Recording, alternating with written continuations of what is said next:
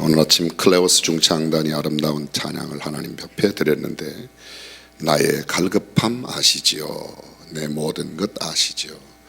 기도란 하나님 앞에 무엇을 요구하는 것이 아니라, 구하는 것이 아니라 나의 갈급함을 하나님 앞에 나타내는 것이고 하나님을 갈망하는 것입니다.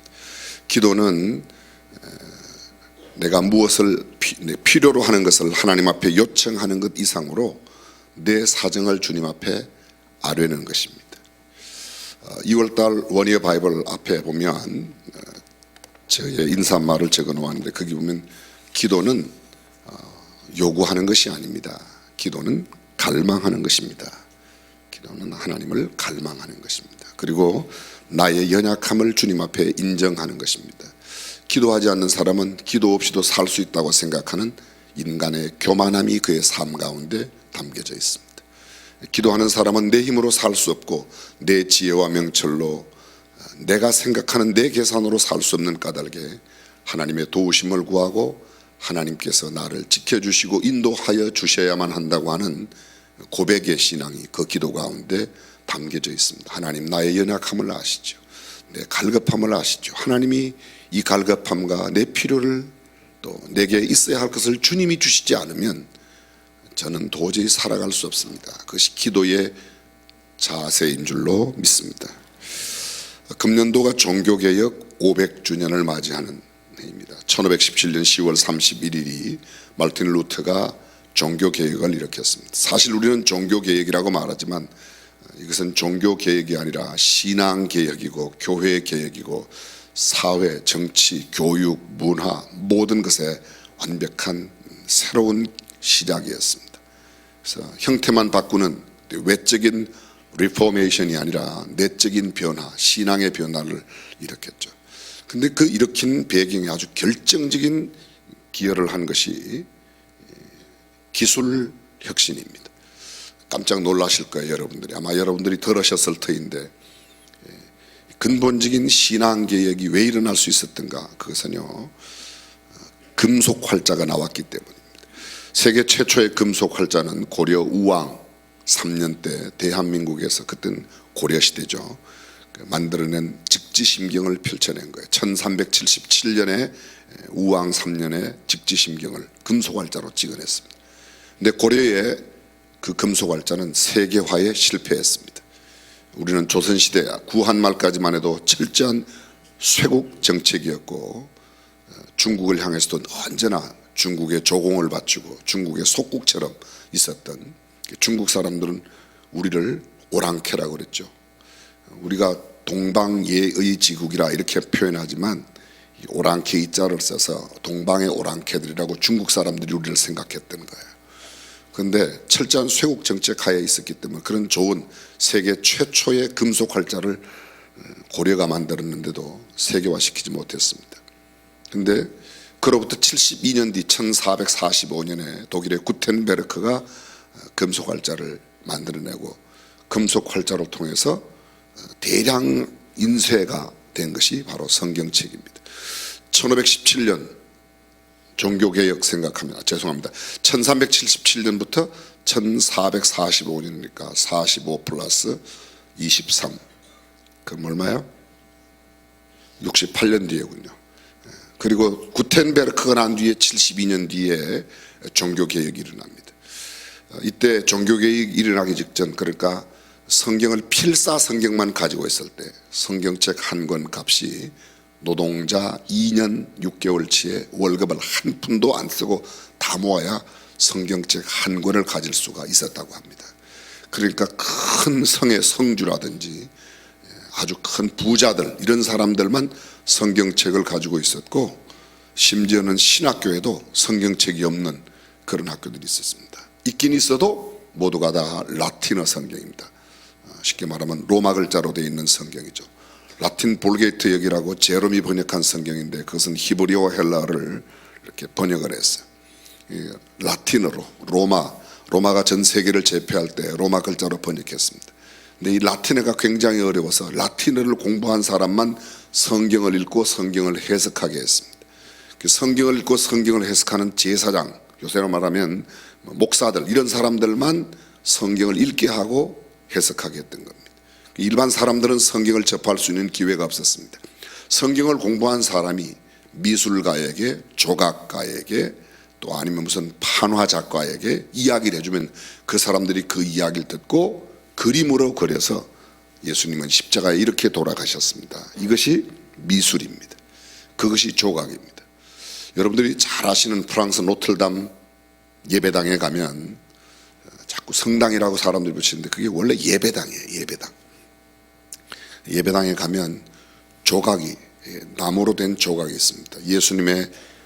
마리아가 예수님을 잉태하는 장면부터 천사가 나타나서 마지막 예수님의 재림하는 장면까지를 전부 다 장면 이렇게 병 고치는 장면, 예수님의 침례를 받으시는 장면, 예수님께서 기적을 베푸시는, 모두 다는 아니지만 사복음서에는 아주 중요한 장면들을, 예수님께서 십자가에 달리시는 장면, 그 다음에 무덤에 장사되고 부활하시는 장면, 다시 오시는 재림의 장면까지를 전부 다 조각으로 해서 우리 교회처럼 스테인글라스가 로틀담 예배당에는 아주 정말 기가 막히게 되어 있습니다.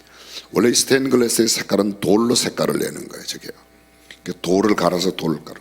그 빛이 쫙 들어와서 그 빛이 이 조각품에 다 비쳐서 그 그림이 생생하게 마치 성경을 실물로 보는 것처럼 그렇게 다 해놓았습니다. 그게 뭐예요? 그게 예술이에요. 예술. 성경을 잘 표현한 게 예술입니다. 여러분들이 근래 수차 들으셨던 소위 서양의 문화를 한 350년 동안 지녔던 메디치가의 가장 유명한 사람, 여러분들이 잘 아시는 레오나르도 다빈치, 라파엘로, 보티첼리, 미켈란젤로, 그 다음에 신곡을 쓴 단테, 군주론을 쓴 마키아벨, 이런 사람들이 다 메디치가의 교육을 받았습니다. 메디치가의 교황이 몇 명 났다고요? 4명이 났습니다. 그 중에 한 명은 돈을 주고 샀기 때문에 이 사람은 교황 취급을 못 받고 제대로 선출직으로 뽑힌 교황. 여러분이 아마 잘 아시는 지금 현재 바티칸 시티국의 시스타나 성당에서 늘 콘클라베라고 그래서 교황 뽑을 때 이렇게 완전히 폐쇄하고 들어가서 교황이 뽑을 때까지는 안 나오죠. 안 뽑혀지면 금은 연기를 올리고 뽑혀지면 하얀 연기를 올려서 교황이 뽑히실 때까지. 그게 시스타 성당이고, 시스타 성당의 천정 그림을 미켈란젤로가 4년 반 동안 그렸습니다. 거기 붙어 있는 게 성베드로 예배당, 우리가 잘 알고 있는 성베드로 예배당입니다. 종교개혁 이전에 성베드로 예배당이 세워져서 예배당이라고 말하는데요, 그 사람들이 자꾸 우리가 성당이라고 그러면 캐톨릭을 생각하기 때문에 제가 용어를 자꾸 바꾸는 겁니다. 그게 본래 예배당이에요. 그게 미켈란젤로가 설계했습니다. 얼마 받았다고요? 미켈란젤로가 성베드로 예배당 설계하고 2조 9천억을 받았습니다. 지금 돈으로 따지면. 여러분들은 본래 재산이 많기 때문에 이 정도의 푼돈에는 놀라질 않아요. 그만큼 그 미켈란젤로가 그렸던 모든 그림이 창세기 천지창조부터 시작해서 요한계시록이나 마지막 심판까지를 해서 그 그림의 이름이 뭐라고요? 천지창조라고. 일본 사람이 붙인 이름이래요. 그 이름은.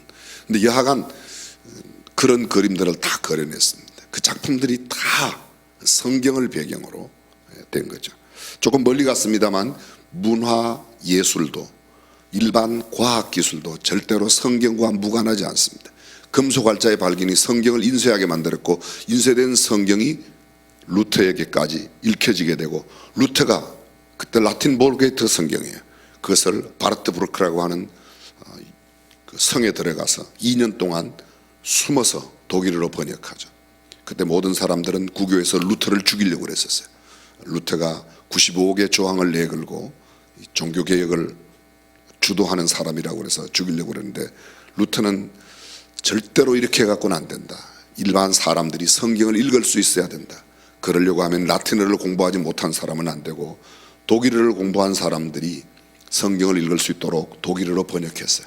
그게 그 유명한 루터의 독일어 번역 성경이고, 루터가 성경을 번역할 때 잉크를 찍어서 번역을 하는데 그 앞에 그 기록에 나오고 있습니다.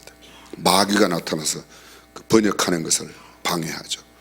루터는 다리가 굉장히 늘 부어 있어서 제가 다리가 아플 때마다 이런 생각을 합니다. 나도 루터를 닮아서 그런가, 이런 생각을 하고 있는데, 생각은 자유니까 아니라고 굳이 깨우칠 필요는 없어요. 거기 보면 코끼리 뼈를 갖다 이렇게 다리를 올려놓고 성경 번역을 하는데, 마귀가 나타나서 루터가요, 자기가 가지고 있던 잉크병을 집에 던졌어요. 벽에다가. 그 마귀가 나타나는 쪽으로. 그래서 잉크병이 깨져서 지금도 그 벽이 초록색 색깔로 이렇게 되어 있는데, 그게 진짜 루터가 던져서 그때 초록색 색깔인지 후인지 그건 알 길이 없지만, 여하간 전해 내려오기는 그렇게 내려옵니다. 그 조그마한 방에서 2년 동안 제롬이 라틴 볼게이트 번역할 때도 예루살렘에서 우리가 잘 알고 있는 베들레헴 그 조그마한 방에서 번역을 했습니다. 이 루터도 역시 마찬가지로 독일어 성경을 그렇게 번역해서 독일어를 읽을 줄 아는 사람들이 성경을 읽고 성경을 읽을 수 있어야 그들의 신앙의 개혁이 일어난다. 말씀 없이 결코 신앙의 성장이 있을 수 없는 줄로 믿습니다. 제가 금년도에 갑자기 평소 여기 와서 벌써 지나간 12년 동안 그렇게 물론 강조하였지만 유독 금년도에 더 성경을 강조하는 이유는, 금년도가 종교개혁 500주년을 맞이하면서 우리의 신앙을 새롭게 할 수 있는 유일한 방법은 하나님의 말씀과 기도밖에 없는 줄로 믿습니다. 예배의 성공자, 기도의 성공자, 하나님의 말씀에 대한 깊이에 들어가지 않고는 다 그치레만 하는 거야. 이름만 그리스도인이고 명목상 그리스도인이고 교회만 왔다 갔다 하고 남 일어설 때 일어서고 앉을 때 앉을 줄은 알고 헌금할 때 헌금하고 노래 부를 때 노래 부를 줄 알지만, 진짜 하나님 보시기에 인정받을 수 있는 신앙은 그런 것보다도 내면에 하나님의 말씀이 우리 가운데 이루어져야 될 줄로 믿습니다. 그렇게 해서 하나님의 말씀을 부지런히 가르쳤던 겁니다. 우리가 잘 알고 있는데 신명기에 보게 되면 신명기 6장 4절이야. 너희는 마음과 정성과 뜻을 다 합해서 주 너희 하나님을 사랑하고, 또 내가 너에게 그 말씀을 내 마음에 새기고 내 말씀 마음에 새긴 내 말씀을 내 자녀에게 부지런히 가르쳐라. 앉았을 때든지 누웠을 때든지 일어날 때든지 길을 갈 때든지 이 말씀을 강론할 것이며, 이것을 내 문설주에 바르고 내 인방에 다 하나님 말씀을 바르고, 그 다음에 내 미간에 붙이고 내 손목에 매라. 하나님의 말씀을 가르쳐 자녀들에게. 신명기 11장 19절 20절에 보면 똑같은 말씀이, 너희는 이 말씀을 내 자녀에게 부지런히 가르치며. 이스라엘 백성들의 가장 중요한 교육, 자녀 교육, 우리가 잘 알고 있는 세계 최고의 자녀 교육, 제가 오늘 아침에 가지고 오려고 그러다 말았는데요, 여러분들이 가끔 보면 텔레비전에 유태인들이 나오면 여기에 뭐 이렇게 하나 달고 나오죠. 이렇게 이마에 해갖고 줄로, 검은 줄로 이렇게 매가지고 그 줄이 상당히 길어요.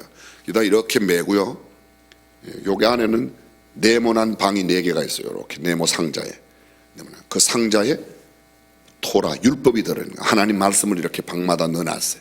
그렇게 하고 그 줄을 쭉 해갖고 그 줄을 칭칭칭 감아갖고 손에까지 이렇게 검은 줄로 감아놓은 거 혹시 보셨습니까?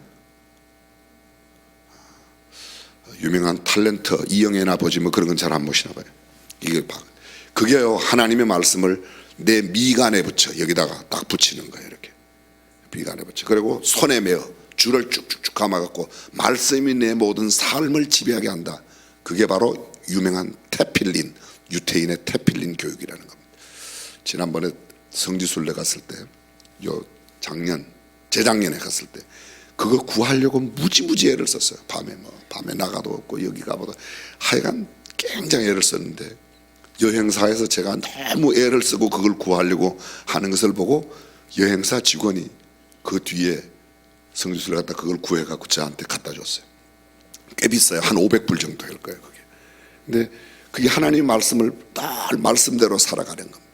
이 말씀을 가르치는 거. 한마디로 말하면 신앙교육의 핵심은 하나님의 말씀 전수였어요. 여러분 잠언서 1장 7절 말씀 함께 외우시겠습니다. 시작. 여호와를 아는 것이 지식의 근본이라는, 그게 잠언 1장 7절이에요.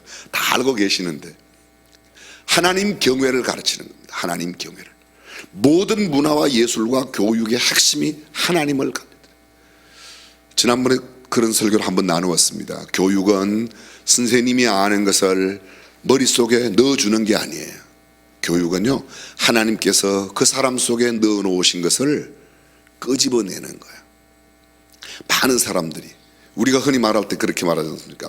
내 머릿속에 있는 지식을 다른 사람 머리에 넣어주려는 사람을 선생님, 그렇게 말하고요. 남의 주머니에 있는 것을 내 주머니로 돈을 옮기려고 하는 사람을 장사꾼 이렇게 표현하는 겁니다. 이 두 가지를 한꺼번에 하려고 하는 사람을 마누라 그렇게 말하는 겁니다. 내 머리에 것을 갖다가 남편한테 자꾸 넣어주려고 그러고 남편 주머니에 돈을 자기 주머니로 옮기려고 하는 사람 그게 마누라라고 그러는 거예요. 돈을 옮기는 사람 장사꾼, 내 지식을 넣는데. 근데 실제 교육은 내가 알고 있는 것을 다른 사람에게 가르치는 게 아니에요. 성경이 말하고 있는 라틴어에 우리가 영어로 education, 라틴어의 educate란 말이 끄집어낸다는 거예요. 하나님께서 그 사람 안에 넣어놓으신 걸 끄집어내는 거예요. 보세요. 한 부모가 낳은 자녀들이 4남매, 5남매, 6남매 낳아서 한 부모의 가정교육을 똑같은 가정교육을 받는데 첫째, 둘째가 저리 달라. 첫째는 변호사 되고 둘째는 의사 되는 거 보면 첫째는 장사하고 둘째는 다른 벽돌공이 되는 것 보면 무엇을 가르치는가가 그 사람 되는 게 아니라 그 안에 넣어놓으신 게 무엇인가에 따라서 달라지는 겁니다. 유명한 선생님이 머리 좋은 수지들을 10명을 놓고 10명을 가르치면 10명이 똑같은 결과가 나오는 겁니다. 이분이 가르치는 것은 같은 시간에 같은 내용을 가르치는데 한 사람은 공부해서 변호사가 되고 한 사람은 공부해서 의사가 되고 한 사람은 선생님이 되고 다 다르게 되는 거예요.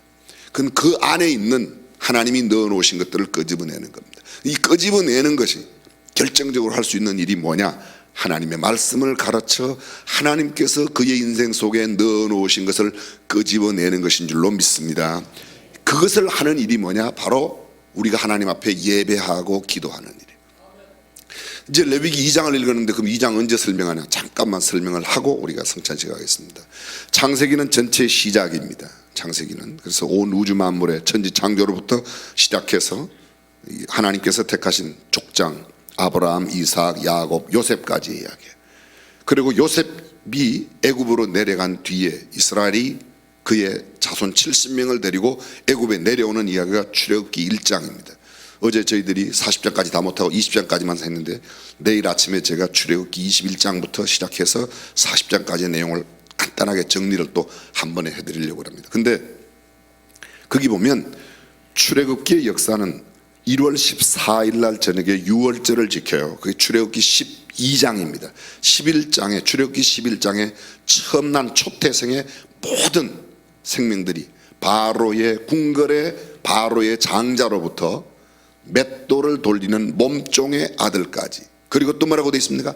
모든 짐승의 처음 난 것까지 모조리 다 하여간 초태생은 개역 개정판에는 처음 태어나는 것은 모조리 다 죽이는 장자의 마지막 10번째 재앙입니다. 그리고 이스라엘 백성들이 나오는 이야기가 12장 1절 유월절이 시작되고 13장 그들이 나오자마자 구름 기둥과 불 기둥으로 인도를 받아서 홍해바다 이르고 홍해바다 갈라지는 게 14장 15장은 홍해바다 건너고 나서 하나님 앞에 찬양하는 거 16장은 만나와 메추라기를 주는 거 17장은 머리바에 물이 없어서 그 물이 반석에서 나오고 아말렉을 쳐부수는 이야기 나오고 18장에는 백성들의 재판으로 막 고민하고 있는 이 모세에게 장인 이도로가 가서 50부장, 100부장, 1000부장을 해서 사소한 일들은 그분들이 재판하고 나머지 중요한 것만 네가 재판해라. 소위 구역제도를 그게 만드는 겁니다. 그게 18장이고 19장에 시내산에 가서 십계명을 받고 20장에는 십계명 받아온 돌비 가운데서 1계명부터 10계명의 내용이 있습니다. 21장은 내일 아침 꼭 나오시길 바라요. 그래서 이제 40장까지 연결됩니다. 24장부터 시작해서 40장까지 핵심적인 내용이 뭔가 하면 시내산에서 받아온 십계명과 함께 이 십계명을 두고 하나님 앞에 제사하는 성막이 돼요. 그 성막에서 봉사하는 사람들 레위 지파의 사람들이 성막에서 하는 중요한 일 뭐죠? 제사입니다. 제사. 그래서 제사장들의 복장은 어떠하고 물두멍은 어떻게 말고 향단은 어떻게 하고 촛대는 어떻게 세우고 그것이 쭉 40장까지 다 돼요. 40장에 어저께 읽었어요. 제일 많이 나오는 구절이 뭐예요? 여호와께서 모세에게 명하신 대로 되었다. 그 말을 뒤집어 말하면 모세와 이스라엘 백성들은 하나님께서 주시는 말씀대로 그 모든 일을 행하였다는 겁니다. 그리고 레위 지파에 관계되는 일, 제사, 오늘날 말로 바꾸면 뭐라고요? 예배에 관한 이야기가 레위기 1장부터 나오는 겁니다. 그래서 레위기 1장에는 번제에 대해서, 2장에는 우리가 방금 읽었어요. 소제에 대해서. 번제는 제사장이 하나님 앞에 제물을 태워서 드리는 겁니다. 소나 양념소나 아니면 어린 비둘기, 집비둘기나 산비둘기를 잡아서 내장은 끄집어내고 그것을 구분하여 하나님 앞에 태워서 드려요.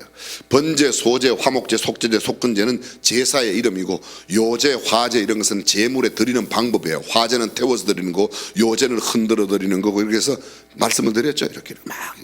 지금도 저 아프리카에 가면 헌금 시간에 헌금 봉투를 막 흔들면서 1시간, 헌금 시간만 1시간 드려요. 11조 가져온 사람 그럼 11조 가져오고, 그 다음에 감사헌금 가져온 사람 이번에 감사헌금은 흔들면서 드리겠습니다. 그럼 막 이렇게 흔들면서 막 이렇게.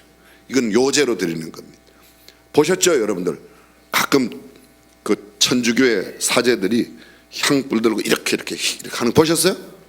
그릭 오르독스 동방 정교의 사람들 다 그렇게 향을 이렇게, 그건 요제로 흔들어서 드리는 겁니다.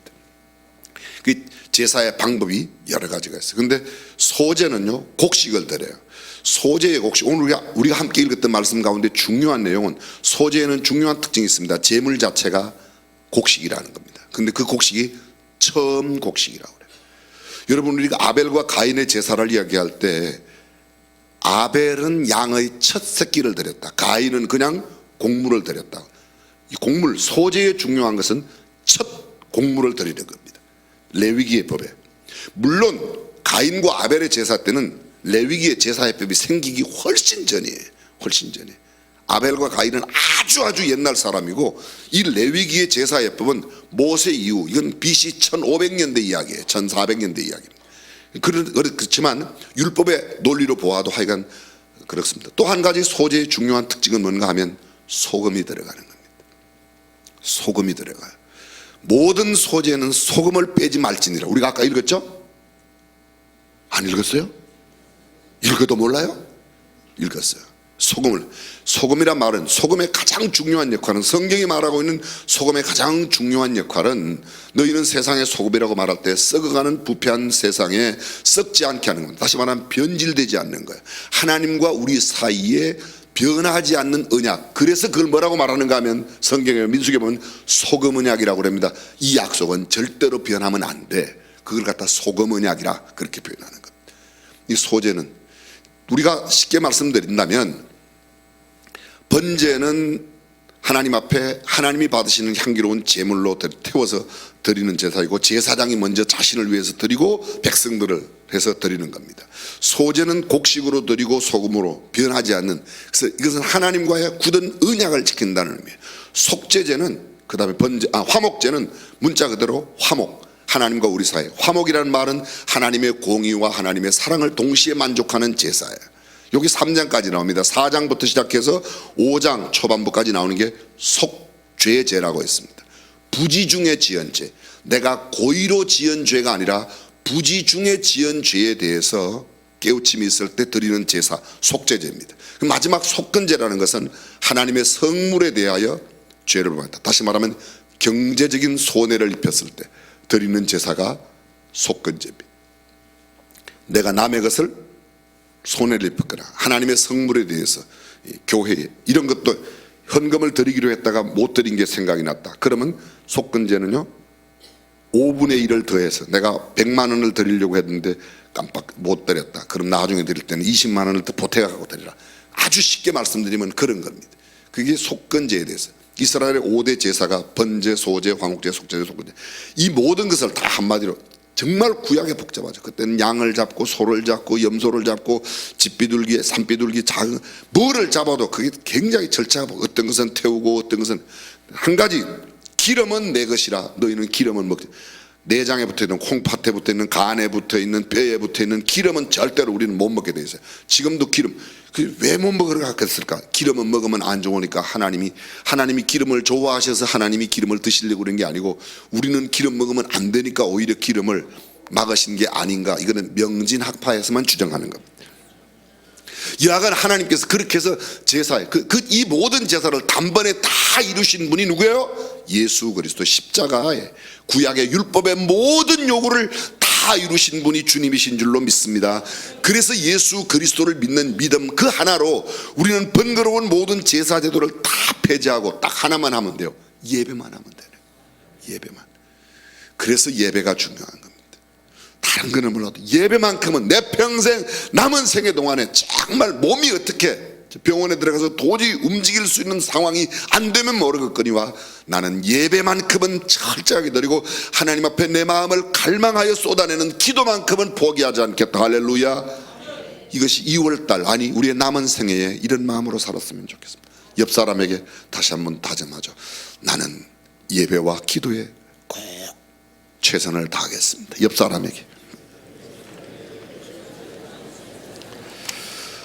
이런 삶을 뭐라고 말하는가 하면요, 거룩한 삶이라고 합니다. 레위기는 짧은 27장으로 되어 있지만요, 거룩이라는 단어가 152번이나 나와요. 레위기에 구별되었다. 이 시간만큼은 구별하여 하나님 앞에 드린다.